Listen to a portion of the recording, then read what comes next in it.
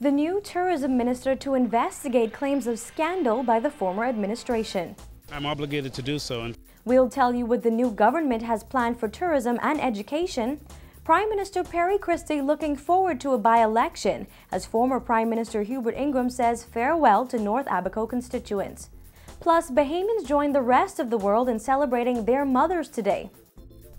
Happy Mother's Day! I'm Nikia DeVoe and this is NB12 Weekend.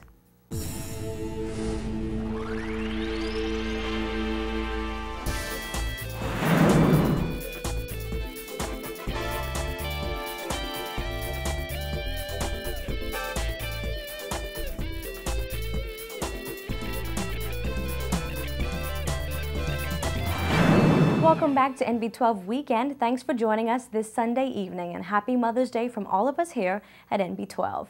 The new Minister of Tourism is determined to get to the bottom of an alleged marketing scandal that occurred in the ministry under the Ingraham administration. Obi Wilchcombe said he is obligated to find out what happened under former Tourism Minister Vincent Vanderpool Wallace's watch. Just days before Monday's general election, the Progressive Liberal Party questioned the handling of a marketing contract that was awarded to an American company allegedly brought to the ministry by the former tourism minister. Our news team broke the story that Vanderpool Wallace was in a war with senior officials of his ministry over the future of the contract. The contract called for the ministry to pay the firm $1.65 million between September 2010 and June 2013.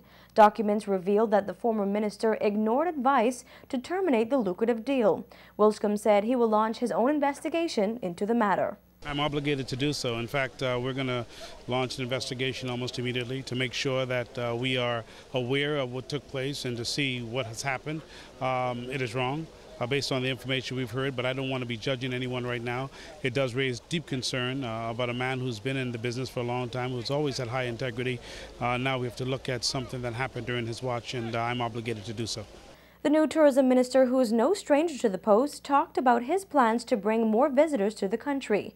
Wilchcombe said while the Bahamas has seen a growth in cruise tourism, there has been a decline in airlift. We're going to go after the religious tourism market because they travel in large numbers. Sports tourism is going to be another emphasis. And of course, film industry. The film industry is a big industry. And just like in the United States, they have Hollywood, they have Bollywood over in India, and they have Nollywood in Nigeria. The Bahamas could become a center because we did several years ago. We put a tank in Grand Bahama, so we're going to work on getting that up and going again. So we go after steady business. And officials at Bahamar recently expressed that nearly 400,000 visitors per year will be required by the time the multi-billion-dollar resort opens in 2014 in order for all tourism stakeholders to be successful. Wilchcombe says that's an achievable goal for the ministry. Absolutely, because you have to go after the new markets. We've been focusing very heavily on North American market, but my emphasis will be the Asian market. I will, of course, continue my focus on Europe and North America, but the Asian market and South American market, we're going to go after those markets. In fact, almost immediately, we're going to look for someone who could be a representative in Asia to begin to generate that business and then work on the airlift to ensure that in a short period of time with Bahamas Air, we're able to cause for a steady flow of visitors. And of course, you know, when you come from that far, if you come from Japan, China, or any of those countries, you recognize people can come for longer stays. So we're going to go after those areas where the economy is strong and where there is business and where, of course, there's still travel. Doubling the investment in education and training is something we've heard repeatedly from the PLP during its campaign. Newly sworn-in Minister of Education, Science and Technology, Jerome Fitzgerald, said one of the ways his ministry will do that is by upgrading computer labs at government schools, focusing more on technology and preparing students for the 21st century. There's going to be a major thrust with computerization, that we have some plans with regard to that on the lab side and science side. We don't feel that we have sufficient focus on it. The facilities are not sufficiently up to date in order to prepare our kids for the sciences moving forward. And so you're going to see a big focus on that as well, something that's dear to my heart. The PLP's platform says that it will carry out a cost-benefit analysis of the national budgetary investment in the educational system to ensure that the best use is being made of the country's investment. Fitzgerald said over the next few days he will meet with the teachers' unions as well as the two past ministers of education before he puts together and unveils a detailed plan.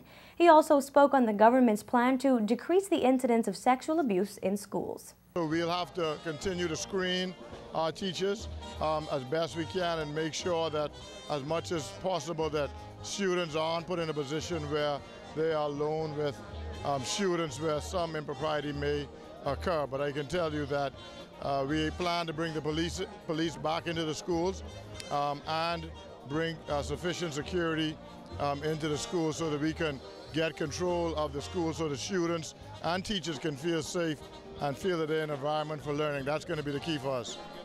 Well, in other news, former Prime Minister and former leader of the Free National Movement, Hubert Ingraham, was in North Abaco this weekend, along with several F&M officials. Ingraham met with residents of the constituency that he represented for over 3 decades.